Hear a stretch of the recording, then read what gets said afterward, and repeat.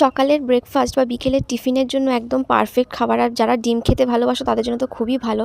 তো প্রথমে আমি ধনেপাতা কুচি, টমেটো কুচি আর পেঁয়াজ কুচি দিয়ে ডিমটাকে ভালো করে ফেটিয়ে নিচ্ছি।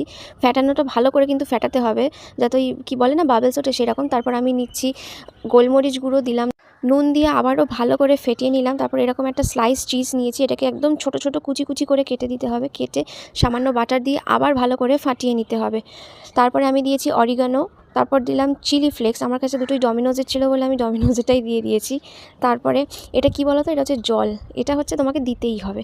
জল দেওয়ার পর ভালো করে ফেটিয়ে নিতে হবে, মানে অতিরিক্ত ফেটানো যাকে বলে। ফেটিয়ে নিয়ে তারপর কড়াই গরম করে তাতে একটু বাটার দিয়ে অমলেটটা দিয়ে দিতে হবে।